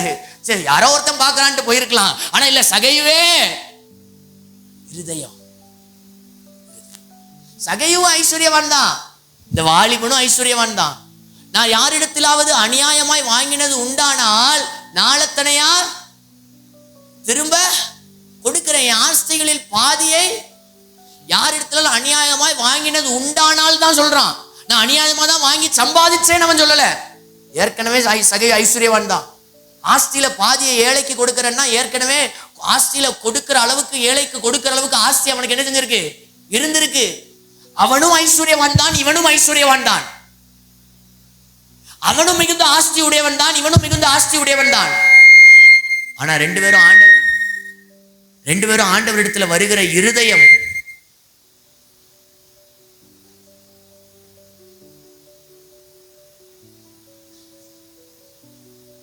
ஓகே. அவன் ஆண்டவரிடத்துல என்ன இருதயத்தோட வந்தான்? ஓகே, கரெக்டா. ஆண்டவரிடத்துல என்ன இருதயத்தோட வந்தான்? ஆண்டவர் நம்ம இருதயத்தை பார்க்கிறார். அடுத்தது ஆண்டவர் சொல்றார், அவன் அவரை நோக்கி எவைகளே என்று கேட்டான். கற்பனைகளை கை கொள்ள சொன்ன, கற்பனைனா இவனுக்கு தெரியாதா? தெரியும். இப்ப இவன் ஆண்டவர்கிட்ட எதுக்கு நிக்கான்? எவைகளை நீ தான் சின்ன வயசுல இருந்து கை கொண்டிருக்கேன்னு சொல்றிய, பிறகு எதுக்கு அவர்கிட்ட போய் எவைகளைன்னு கேட்கிற? அவன் இருதயம் என்ன இல்லை, சரியில்லை. இருதயம் சரியில்லாதவன் இப்ப கேட்க எவைகளை. அவர் சொல்ற கொலை செய்யாதிருப்பாயா. ஆண்டவர் இப்போ அவனுக்கு பொறுமையா ஆண்டவர் பதில் சொல்லுகிறார். சில நேரம் நம்ம அகந்தையோட இருமாப்போட ஆண்டவர் மேல கோபத்தோட ஆண்டவர் இடத்துல வந்தாலும் ஆண்டவர் பொறுமையா நம்மளை டீல் பண்றாரு. ஆண்டவருக்கு விருப்பம் இல்லாத அத்தனையும் செஞ்சுட்டு யோக்கிய மாதிரி ஆண்டவர் முன்னாடி வந்து நின்னாலும், பரிசுத்தவான் மாதிரி ஆண்டவர் முன்னாடி வந்து நின்னாலும் அதை அவர் பார்த்து சகிச்சுக்கிட்டு பொறுமையா நமக்கு என்ன செய்யறாரு? பதில் கொடுக்கிறார். இப்ப சொல்றாரு, கொலை செய்யாதிருப்பாயாக, விபச்சாரம் செய்யாதிருப்பாயாக, களவு செய்யாதிருப்பாயாக, பொய் சாட்சி சொல்லாதிருப்பாயாக. சண்டே கிளாஸ் எடுக்கிறார் அவனுக்கு. திரும்ப ஆண்டவர் என்ன எடுக்கிறாரு? சண்டே கிளாஸ் எடுக்கிறாரு. உன் தகப்பனை உன் தாயையும் கனம் பண்ணுவாயாக, உன்னிடத்தில் நீ அன்பு கூறுவது போல பிறனிடத்திலும் அன்பு கூறுவாய் என்று. அப்போ அந்த வாலிபன் அவர் என்ன சொல்லுவான்? இவன் எல்லா வயசுலையும் என் சிறு வயது முதல் கை கொண்டிருக்கிறேன், இன்னமும் என்கிட்ட என்ன குறைவு இருக்கு? இதுதான் நான் ஏற்கனவே சின்ன வயசுல இருந்து கை கொள்றேன்னா இனிமே என்கிட்ட என்ன குறை இருக்கு? குறையே இல்லையே. அவன் இன்னமும் என்னிடத்தில் என்ன குறைவு இருக்குங்கிறத குறை கண்டுபிடிக்கிற எண்ணத்துல அவன் கேட்கல. என்கிட்ட குறை இல்லை, அதை நீங்க தெரிஞ்சுக்கோங்க ஆண்டவரே. இன்னைக்கு நம்ம சில நேரம் இப்படிதான் பண்றோம். ஆண்டவரே, அவங்க தான் எனக்கு விரோதமா பண்ணாங்க, நான் அவங்களுக்கு விரோதமா எதுவும் பண்ணல, அதனால நான் உங்க முன்னாடி உத்தமனா நிக்கிறேன். இந்த நீதிலாம் அழுக்கும் கந்தையும். அவருடைய நீதியை இலவசமா கொடுத்திருக்கிறார். அந்த நீதியோட அவர் சமூகத்துக்கு முன்னாடி போய் நில்லுங்க. உங்க சொந்த சுயநீதியோட ஆண்டவர் முன்னாடி போய் நிக்காதீங்க. நான் இத்தனை நாள் உபவாசம் இருந்த ஆண்டவரே, இத்தனை நாள் வேதத்தை இத்தனை முறை வேதத்தை வாசித்து முடிச்சிருக்கேன் ஆண்டவரே, முழங்கால நின்று வேதத்தை வாசிச்சேன், அதை பண்ண இதை பண்ண, அதனால என்னை ஆசீர்வதின்னு போய் கிளைம் பண்ணிட்டு நிக்காதீங்க. இயேசுவே ஞானமும் நீதியும் பரிசுத்தமும் மீட்புமானார். உங்களுடைய தகுதி தேவனால் உண்டாயிருக்கிறது. அப்போஸ்தலனாகிய பவுல் சொல்லுகிறார், அப்போஸ்தலர் எல்லாரிலும் நான் அதிகமாய் பிரயாசப்பட்டேன், உண்மைதான், ஆகிலும் நான் அல்ல, என்னில் இருந்த கிருபையே என்னை அப்படி செய்ய வைத்தது. நான் 50 பைபிள் வாசித்து முடிச்சிருக்கேன்னா நான் கிடையாது, எனக்குள்ள இருக்கிற ஆவியானவர் என்னை நெருக்கி ஏவினார். நான் 21 நாள் உபவாசம் இருந்தேன்னா இது நான் இல்லை, என் சொந்த பலன் இல்லை, ஆவியானவர். உபவாசம் இருந்து ஆண்டவரை வளைச்சிடலாம் நினைக்காதீங்க. உபவாசம் ஆண்டவரை வளைக்கிறதுக்கு இல்லை, உபவாசம் நான் ஆண்டவருக்கு என்னை வளைக்கிறதற்காக, தேவ சித்தத்துக்கு நான் என்னைய ஒப்பு கொடுக்கிறதுக்காக. உபவாசம் இருந்து ஜெபிச்சா என்னைய மாத்திருவார்ல, உபவாசம் என்னைய மாத்துறதுக்காக, ஆண்டவரை மாத்துறதுக்காக இல்ல. நான் போடுற முழங்கால் என்னைய மாத்துறதுக்காக, ஆண்டவரை மாத்துறதுக்காக இல்ல. என்னை மாற்றாத என் ஜெபத்திற்கு என் தேவனிடத்திலிருந்து என்றும் பதில் இல்லை. ஏன் ஜெபம் முதல்ல என்னைய மாத்தணும். நான் நல்லவன், நான் யோக்கிய இல்ல,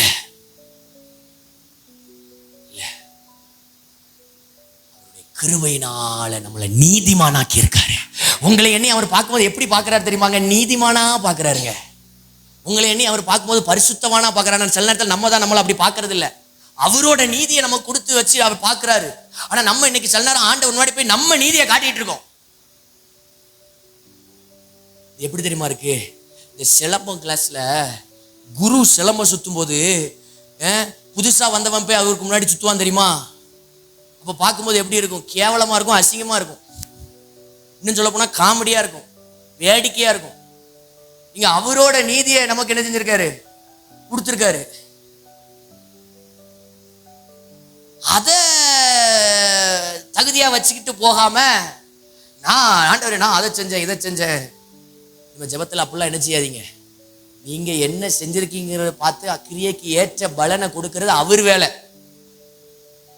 அதை போய் எடுத்துக்கிறது என் வேலை கிடையாது. ஹல்லேலூயா, ஹல்லேலூயா. ஆனா நீதிமானின் ஆசீர்வாதம்னு ஒன்று இருக்குது, அது நிச்சயம் நம்முடைய சிரசிலே வந்து தங்கும். ஹல்லேலூயா. இப்போ அந்த சிறுவை இன்னும் என்ன குறை? அப்போ ஆண்டவர் பார்த்தாரு, ஆண்டவர் கண்டுபிடிச்சார், இவன் ஐஸ்வர்யத்தின் மேல நம்பிக்கை உள்ளவன். வாசிங்க, அந்த வாலிபன் மிகுந்த ஆசி உள்ளவனா இருந்தபடினால் இந்த வார்த்தையை அவன் கேட்ட பொழுது துக்கம் அடைந்தான். எந்த வார்த்தை? நீ பூரண சற்குணனா இருக்க விரும்பினால் போய் உனக்கு உண்டானவைகளை விற்று தரித்திரருக்கு கொடு, அப்பொழுது பரலோகத்தில் உனக்கு பொக்கிஷங்கள் உண்டாயிருக்கும், என்னை பின்பற்றி வா. கொலோசியர் 2:10 ஒருத்தர் வாசிங்க.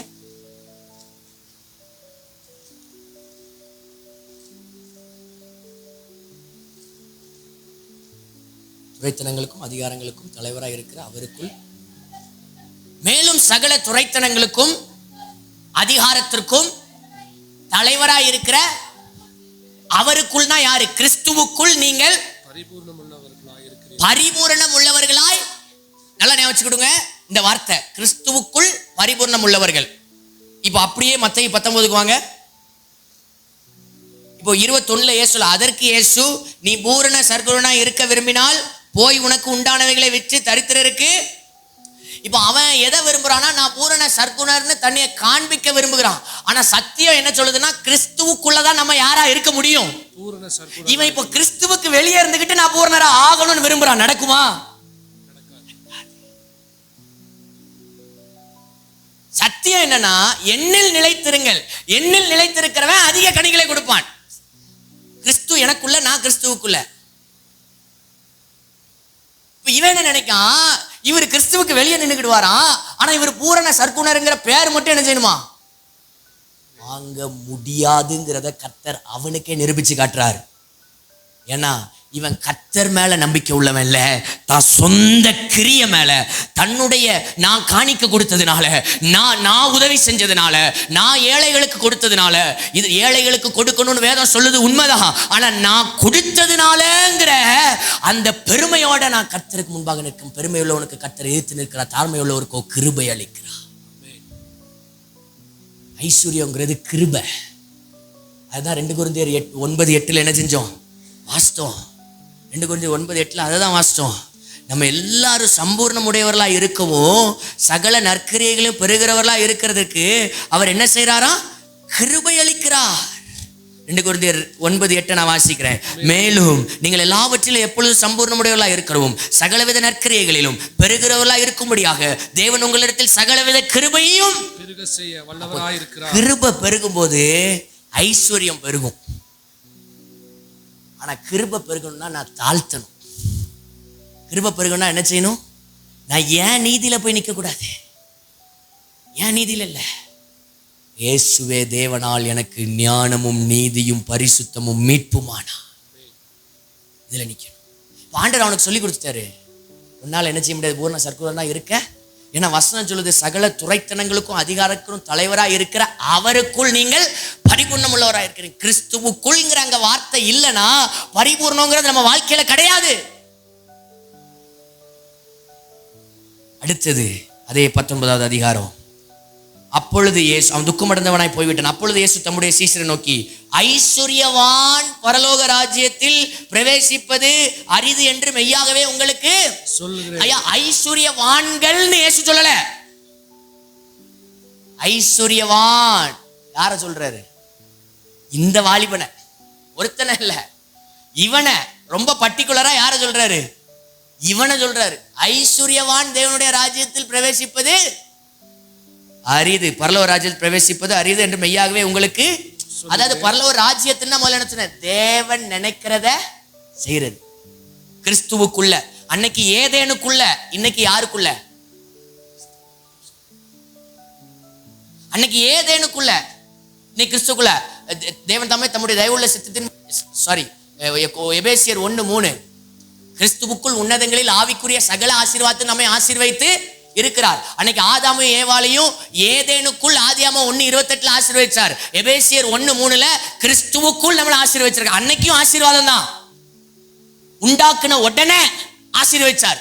இன்னைக்கு ரட்சிக்கப்பட்ட உடனே கிறிஸ்துவுக்குள் ஆசீர்வதிக்கார். இத்தனை பேருக்கு நான் சொல்றது புரியுது? அப்படி பழைய பாட்டையும் புதிய பாட்டையும் லிங்க் பண்ணி என்ன செய்யணும்? வரணும். அப்படின்னா தான் உங்களுக்கு புரியும். கொஞ்சம் வேகமாக தான் போறேன், டைம் என்ன செய்யல இல்ல. பழைய பாட்டுல உண்டாக்குன உடனே ஏதேனுக்குள்ள வச்சு ஆசீர்வதிச்சாரு. புதிய பாட்டுல அவருடைய ரத்தத்தினால கழுவப்பட்ட உடனே கிறிஸ்துவுக்குள்ள வச்சு ரெண்டுலயும் முதல்ல ஆசீர்வாதம் தாங்க. ரெண்டுலயும் முதல்ல என்னதான்? ஆசீர்வாதம். இந்த எபேசியர்ல கிறிஸ்துவுக்குள்ங்கிற வார்த்தையை மட்டும் 18 வார்த்தை தடவை பார்க்கலாம். 18 ஆசீர்வாதங்கள் கிறிஸ்துவுக்குள். அதுல 3ஆ பிரிக்கலாம். கிறிஸ்துவுக்குள் எனக்கு என்ன கிடைத்திருக்கிறது, கிறிஸ்துவுக்குள் நான் யார், கிறிஸ்துவுக்குள் என்னால் என்ன செய்ய முடியும், 3ஆ பிரிச்சு ஆண்டவர் கிறிஸ்துவுக்குள்ங்கிற ஆசீர்வாதத்தை எபேசியர்ல கொடுத்திருக்கிறார். அதுல முதல்ல 1:3 தான் பேசுகிறார். கிறிஸ்துவுக்குள் உன்னதங்களில் ஆவிக்குரிய சகல ஆசீர்வாதத்தினால் நம்மை ஆசீர்வதித்து இருக்கிறார். அங்கேயும் ஆசீர்வாதம் தான், இங்கேயும் ஆசீர்வாதம். அப்போ ரட்சிக்கப்பட்டவன் ஆசீர்வாதமான வாழ்க்கையை வாழ கர்த்தருடைய ஆசீர்வாதம் ஐஸ்வர்யத்தை தரும். நீங்க ஆசீர்வாதத்தை தேடுங்க, ஐஸ்வர்யம் தன்னால வரும். தேவ ஆசீர்வாதத்தை அறிக்கை பண்ணுங்க, ஐஸ்வர்யம் தன்னால வரும். ஐஸ்வர்யத்துக்கு பின்னாடி போக வேண்டாம். ஏனென்றால் வசனம் சொல்லுகிறது, பண ஆசை எல்லா தீமைக்கும். ஆண்டவர் எனக்கு பணத்தை கொடுத்தும் என் தேவையை செஞ்சிப்பார், பொருளை கொடுத்தும் தேவையை செஞ்சிப்பார். அல்லேலூயா, அல்லேலூயா. எங்களுடைய ஊழியத்தில் நடந்த ஒரு சாட்சியை நான் சொல்லுகிறேன். ஒரு நபர் கார் வாங்குறதற்காக 2013 வருஷம், 2013-14 வருஷத்துல 12 நினைக்கிறேன், 2012 வருஷத்துல கார் வாங்குறதுக்காக ஒரு 3.5 லட்சம் ரூபாய் கர்த்தருடைய கரத்தில் கொடுத்திருந்தார். 2012 3 லட்சம் ரூபாய்க்கு புது கார் என்ன செஞ்சிடலாம், வாங்கிடலாம். அப்போ ஒரு புது கார் வாங்குறதற்காக ஊழியத்தில் திட்டமிட்டு கொண்டிருக்கும் போது ஆண்டவர் என் தகப்பனாரிடத்தில் பேசினதுனால அவங்க ஊழியத்தில் கார் தனக்கென்று அவர் கார் வாங்காமல் எதை வாங்கினார்னா, ஊழியர் எல்லாரும் டீமா போற மாதிரி ஒரு வாகனத்தை என்ன செஞ்சாங்க, வாங்கினாங்க. உள்ளத்துக்குள்ள எனக்கெல்லாம் செம கடுப்பு. என்னடா இந்த ஊழியத்தில் எல்லாருமா எல்லா நாளும் டீமா போறாங்க, எங்க அப்பா தானே வாரத்துல 7 நாளும் டிராவல் பண்றாரு, அப்போ அவர் கார் வாங்குறதை விட்டுட்டு என்ன செய்யறாரு, ஊழியத்துக்கு வாங்கியிருக்கிறாரே அப்படின்னு யோசி. ஆனாலும் சரி, கர்த்தர் நம்மளை நடத்துற பாதையில நம்ம என்ன செய்யணும், மனரம்யமா என்ன செய்யணும், நடக்கணும். அவர் வாங்கின வாகனமும் எப்படிப்பட்ட வாகனம்னா, டாடா மேஜிக். எத்தனை பேர் பார்த்துருக்கீங்க? அந்த குட்டியானன்னு சொல்லுவாங்கல்ல, அதுல ஆள் ஏத்திட்டு போற ஒரு வண்டி இருக்குல்ல, அதை தான் ஊழியத்துக்கு வாங்கினாங்க. நான் போய் யோசித்தேன், இந்த வண்டியில நான் போகணுமா? இது ஒரு வண்டின்னு, இந்த வண்டி 60 தாண்டாது, அந்த வண்டிக்கு 4 கியர் தான், இது 60 தாண்டாது, வெறும் 800 cc. ஆண்டவரே, இந்த வண்டியில நான் போகணுமா? அப்போதான் ஆண்டவர் ஒரு காரியத்தை கற்றுக் கொடுத்தார். ஐஸ்வர்யமும் பணமும் ஆண்டவர் எதுக்கு கொடுக்குறாருன்னா, அவரோட ராஜ்யத்தை கட்டுறதுக்கு கொடுக்குறாரு. நீங்க உண்மையாகவே ஆண்டவருடைய ராஜ்யத்துக்காக நீங்க உழைக்க ஆரம்பிச்சீங்கன்னா, அதுக்கப்புறம் இது 2012 நடந்த ஒரு காரியம். 2012 இறுதி, அந்த ஆஃப்டர் ஆகஸ்ட் நடந்த ஒரு காரியம், ஆகஸ்ட் மாதத்துக்கு அப்புறம் நடந்த ஒரு காரியம். அதன் பின்பதாக நான் 2013 என்னுடைய 10ஆம் வகுப்பை முடிச்சுட்டு 11, 12ஆம் வகுப்புக்கு நான் இன்னொரு பட்டணத்துக்கு படிக்க சென்றிருந்தேன். தூத்துக்குடிக்காரங்க நாகர்கோவில் பட்டணத்தில் நான் படிச்சுட்டு இருந்தேன். படிச்சுட்டு நான் எப்பவும் ஆண்டவர்கிட்ட ஜெபிக்கொண்டு, ஆண்டவரே ஒரு சின்ன கார், நான் உண்மையா நான் ஓப்பனா சொல்றேன், ஆண்டவர்கிட்ட நான் கேட்டது ஸ்விஃப்ட், மாருதி ஸ்விஃப்ட் எனக்கு ரொம்ப பிடிக்கும். ஆண்டவரே அந்த மாருதி ஸ்விஃப்ட் கார் என்ன செய்யுங்க, நீங்க கொடுங்க ஆண்டவரே. எங்க அப்பா ரொம்ப டிராவல் பண்றாங்க, ஒரு கார், நல்ல ஒரு ஏசி கார் இருந்துச்சுன்னா அவங்க நல்ல சுகமா டிராவல் பண்ணி இன்னும் நிறைய நாள் என்ன செய்யலாம், இந்த ஊழியத்தை செய்யலாம் அப்படின்னு சொல்லிட்டு இருக்கும்போது 2013 தான் என்று எண்ணுகிறேன். 2013 இல்லை 14, 2014ஆம் ஆண்டு ஒரு ஆகஸ்ட் மாதம், எங்களுடைய ஊழியத்தில் ஆகஸ்ட் மாதம் ஜெப மாதம். அந்த ஜெப மாதத்துக்காக கொண்டு இருக்கும் பொழுது, ஜெபத்துக்காக ஆயத்தப்பண்ணி கொண்டு இருக்கும்போது ஒரு நபர் திடீரென எங்க ஆஃபீஸ்க்கு வந்தார். நான் அன்னைக்கு நாகர்கோயிலில் ஸ்கூல்ல, எங்க ஸ்கூல்ல நான் இருக்கிறேன். அன்னைக்கு நைட்டு என்னுடைய தகப்பனார் ஃபோனில் என்னிடத்தில் சொன்ன ஒரு காரியம், ஒரு நபர் எங்களுடைய ஆஃபீஸ்க்கு வந்தார். வேகமாக வந்து ஒரு சாவியை எங்கள் அப்பா டேபிள் முன்னாடி வச்சுட்டு, இது நான் எனக்குன்னு வாங்கின காரு, ஆண்டவர் 1 வாரமாக பேசிகிட்டு இருக்கிறாரு, இதை பொற்சவனாசியர் கையில் கொண்டு போய் கொடுத்துருன்னு கொடுக்கறது. உடனே எங்கள் அப்பா சொல்லியிருக்காங்க, நான் இப்போ கார் வாங்குற பிளான்லேயே இல்லை, அடுத்து வாங்கணும்னா ஊழியத்துக்கு ஒரு வேன் வாங்கணும்னு தான் யோசிச்சுக்கிட்டு இருக்கேன். அதனால் கார் இப்போ எங்கள் பிளான்லேயே என்ன செய்யலை, எங்கள் திட்டத்திலேயே இல்லை. ஜனங்களை கூட்டிகிட்டு போகிறதுக்கு வேன் தான் வேணும்னு சொன்னேன். எனக்கு தெரியாது, ஆண்டவர் கொடுக்க சொல்லிட்டார், நான் கொடுத்துட்டேன். இனிமேல் நீங்களாச்சு ஆண்டவராச்சுன்னு சொல்லிட்டு அந்த கார் சாவியை அந்த டேபிளில் வச்சுட்டு அவர் அப்படியே இன்னொருத்தரை பைக்கில் வர வச்சிருந்தாரு. அந்த பைக்கில் ஏறி அவர் போயிட்டார், கார் சாவியும் ஒரு கேக் பாக்ஸையும் வச்சுட்டு. கீழே போய் என்ன காருன்னு பார்த்தா ஹோண்டா அமேஸ். நான் கேட்டது ஸ்விஃப்ட், ஆண்டவர் கொடுத்தது ஹோண்டா. கிட்டத்தட்ட 3.5 லட்சம் கிலோமீட்டர் அந்த வாகனத்துல கர்த்தருக்காக ஓடி ஊழியத்தை செய்ய கர்த்தர் கிருபை கொடுத்தார். 3.5 லட்சம் கிலோமீட்டர் அந்த வண்டி என்ன செஞ்சிருக்கு. 3.5 லட்சமும் நான் அஷூரன்ஸா சொல்ல முடியும், 3.5 லட்சமும் ஊழியத்துக்காக தான் அந்த வண்டி போச்சு. ஒரு சொந்த வேலைக்காக அந்த வண்டி போனாலும் நடுவுல 2 ஊழியம் இருக்கும். அதுல ஏதோ ஒரு உறவினருடைய கல்யாண வீட்டுக்காக அதுல போனாலும் அதுல 2 ஊழியத்தை பிளான் திட்டம் செய்துட்டு தான் எங்க அப்பா போவாங்க.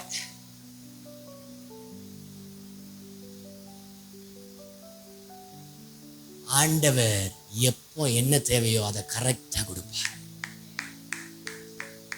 பின்பதாக அந்த கார் 2024 ஆண்டு 2023 ஆண்டு என்று எண்ணுகிறேன். 2023 ஆண்டுல ஒரு விபத்துனால கார் அது ஒண்ணுமே பண்ண முடியாத லெவல் என்ன செஞ்சிருச்சு ஆயிடுச்சு. கர்த்தருடைய கிருபையினால கர்த்தர் என் தகப்பனாரையும் என்னுடைய அந்த அவருக்கு ஓட்டுநரையும் கர்த்தர் கிருபையாய் காப்பாற்றினார். அந்த கார் இருந்த நிலைமையை பார்த்தா உள்ள இருக்கிறவங்க பிழைச்சிருக்க மாட்டாங்கன்னு தான் சொன்னாங்க. ஆனா டிரைவருக்கு எந்த ஒரு அடியும் இல்லாம கர்த்தர் என்ன செஞ்சார், காப்பாற்றினார். என்னுடைய தகப்பனாருக்கு சிறிய ஃப்ராக்சர் மட்டும் கர்த்தர் காப்பாற்றினார். அதுக்கப்புறம் அந்த கார் என்ன செய்ய முடியல. அதுக்கப்புறம் இப்போ என்ன தேவை, இன்னொரு காரு தேவை. ஆனா கர்த்தர் நேர்த்தியா நடத்தினார். ஹல்லேலூயா, ஹல்லேலூயா. இப்போ ஆண்டவர் என்ன பண்ணியிருக்கிறாருன்னா, கார் வாங்கணுமோ 2023 நடந்துச்சு. இப்போ 2025 கர்த்தர் ஒரு நபரை எழுப்பி ஒரு தொகையை கொடுத்து, இது உங்களுக்கு கார் வாங்குறதுக்காக, இது சர்ச்சு கட்டுறதுக்காக இல்ல, இது ஊழியத்துல போடுறதுக்காக இல்ல பிரதர், இது உங்களுக்கு கார் வாங்குறதுக்காக அப்படின்னு சொல்லி கர்த்தர் கொடுக்க வச்சார். ஆண்டவர் எப்போ எது தேவையோ அதை கரெக்டா கொடுப்பார். ஒருவேளை இந்த 2 வருஷம் சரியான வாகனம் இல்லாம அவர் தன்னுடைய வயதிற்கு ஏற்ற அந்த வாகனத்தில் செல்லாமல், எனக்கு பிரச்சனை கிடையாது, எங்க போனாலும் ஜாலியா பஸ்ல போயிட்டு ஏறணுமா, ஒரு தூக்கத்தை போட்டோமா, இறங்குற இடத்துல இறங்கணுமா, மீட்டிங் பேசுறதுக்கு வர்ற இடத்துல கூப்பிடுறதுக்கு ஆள் வந்துடுவாங்க, போய் மீட்டிங் பேசிட்டு வந்துடுவோம். நம்ம ஊழியத்துக்கு போனோம்னா டீமா போவோம், டீம் போற வாகனம் இருக்கு, அதுல போவேன். ஆனா என்னுடைய தகப்பனார் பல இடங்களுக்கு அவர் பிரயாணப்படுகிறார். வாரத்துல 5 நாளும் கார்ல தான் பிரயாணம், பல இடங்களுக்கு பிரயாணம். என்னுடைய அந்த நேரத்திலையும் கர்த்தர் கிருபையா என்னுடைய உறவினர் ஒருவருடைய வாகனம், அவங்க சொல்லிட்டாங்க, இதை உங்க ஊழியத்துக்கு என்ன வச்சுக்கோங்க ஒரு வேகனார். அந்த காரு நம்ம கரத்துல வரும்போது வெறும் 30,000 கிலோமீட்டர் தான் ஓடி இருந்துச்சு. இப்போ அந்த 2 வருஷத்துல அந்த காரு ஓடின கிலோமீட்டர் 1,45,000 கிலோமீட்டர் ஓடி இருக்கு. 2 வருஷத்துல 1,00,000 கிலோமீட்டர் என்ன செஞ்சிருக்கு, ஓடி இருக்கு. இப்படிப்பட்ட ஊழியத்தை செய்யற நேரத்தில் அப்பவும் ஆண்டவர்கிட்ட சொன்ன, ஆண்டவரே இந்த வேகனார் காரு காலு உட்கார்ந்துட்டு எங்க அப்பாவால இறங்க முடியல, கார்ல உட்கார்ந்துட்டு இறங்க முடியல, இறங்கும் போது முட்டு அது பேர் என்ன, அந்த நீ பேடை போட்டுட்டு தான் இறங்குறாங்க. ஆண்டவரே இந்த காரை ஆண்டவரே நீர் மாத்தி தர மாட்டீரா? எத்தனை ஆலயங்களை கட்டியிருக்கிறார், எத்தனை லட்சங்கள் ஆலயங்கள் கட்டுகிறதற்காக அவர் செலவழித்திருக்கிறார்.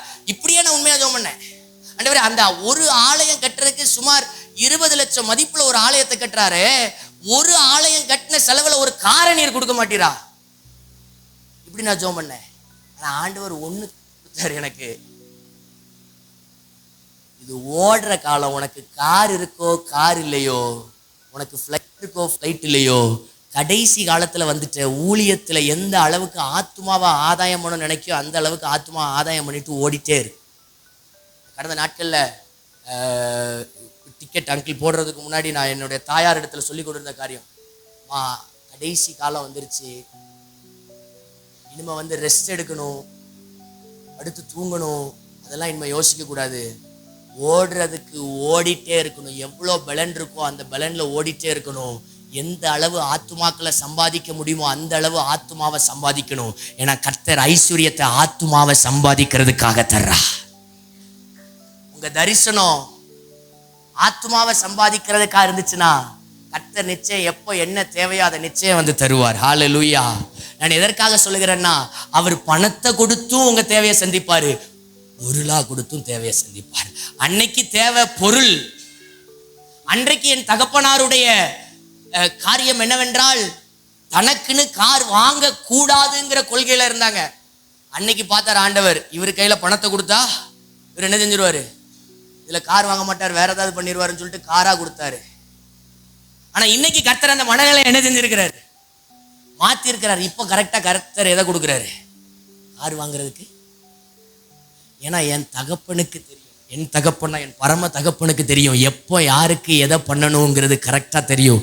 சரியான நேரத்திற்கு அவர் சரியானதை செய்வா. ஹல்லேலூயா, ஹல்லேலூயா, ஹல்லேலூயா. கர்த்தர் நல்லவர். ஆனா நான் ஒண்ணே ஒண்ணு மட்டும் ஆண்டவர்கிட்ட சொல்லிட்டு இருந்தேன், என் வாயின் அறிக்கை மட்டும் மாறவே இல்லை. நான் எதை பார்க்கணும்னு நினைச்சனோ அதை பேச ஆரம்பிச்சேன். சம்பூர்ணமும் எனக்கு கிடைத்திருக்கிறது. அப்போஸ்தலனாகிய பவுல் சொல்லுகிறார், ஆண்டவரே, இந்த ஊழியத்துல சம்பூர்ண ஆசீர்வாதத்தை நீர் கொடுத்திருக்கிறீர். ஒரு நாளும் ஊழியத்தில் இந்த காரியத்தை தொடங்கிட்டோம், பணம் இல்லாதனால இந்த வேலை நின்னுச்சுன்னு சொல்லி இதுவரை கர்த்தர் என்ன செய்யல? ஒரு நாளும் நம்மை வெட்கப்படுத்தவே இல்லை. நான் சாட்சியாக சொல்ல முடியும். என் தகப்பனார் இடத்துல இத்தனை வருடங்கள் நான் பார்த்ததையும், அவரோடு கூட நான் பழகினதையும், இன்னும் அவருக்கு கீழே இருந்து நான் அந்த ஊழியத்துல கற்றுக்கொள்ளுகிறதையும் வைத்து நான் சொல்ல முடியும். தகப்பனாருடைய இருதயம் ஒன்னே ஒண்ணு, அவரோட ஊழியம் எப்ப தேவையோ அவரு கொடுப்பாரு. அதை நான் பணத்தை விரயமாக்காமல், வேஸ்ட் பண்ணாம, வீணான செலவுகளை செய்யாமல் ஜாக்கிரதையோடு அதை செலவு செய்ய வேண்டியது நம் கடமை. இதுதான் என் தகப்பனுடைய ஊழியத்தினுடைய பொருளாதார ஆசீர்வாதத்தின் ரகசியம். இந்த ஊழியம் அவர் ஊழியம், அவர் தந்த தரிசனம், அவர் தந்த திட்டம். தரிசனத்துக்கு தேவையானதை தர்றதை யார் தருவா?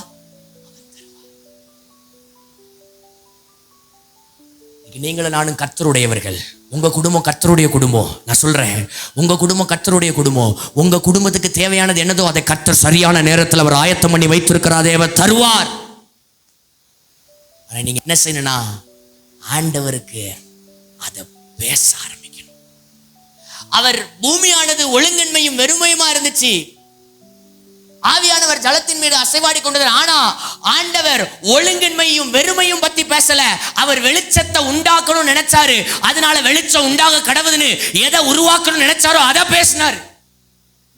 இன்னைக்கு நம்ம என்ன செஞ்சுக்கிட்டு இருக்கோம்னா, ஒழுங்கின்மையும் வெறுமையா இருக்குது, ஒழுங்கின்மையும் வெறுமையா இருக்குது, எப்ப மாறப்போதோ தெரியல, எப்ப மாறப்போதோ தெரியல, எப்ப மாறப்போதோ தெரியலன்னு அதையே பேசிக்கிட்டு இருக்கோம்.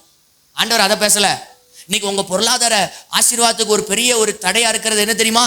நீங்க உங்க பொருளாதாரம் குறையவே பேசிக்கிட்டு இருக்கீங்க.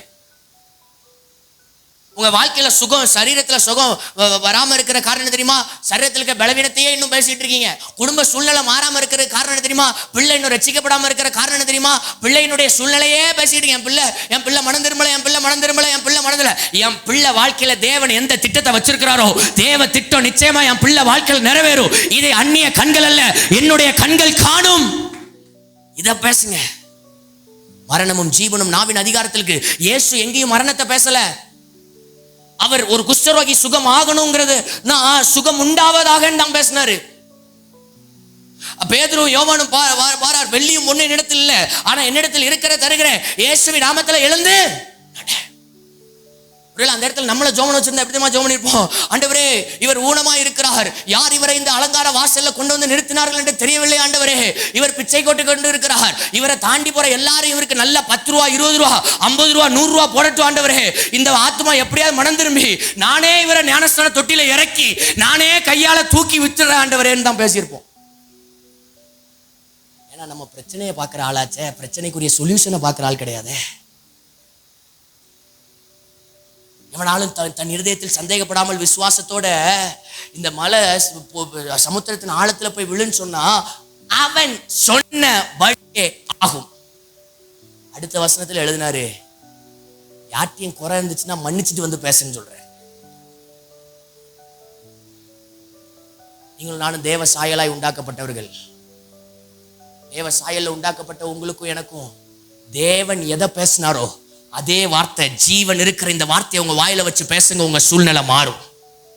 தாவீது கவன்ல கல்ல வச்சு கோலியாத் நெத்தியில அடிக்கிறான். நெத்தியில அடிச்சா எப்படிங்க தாவீது விழணும்?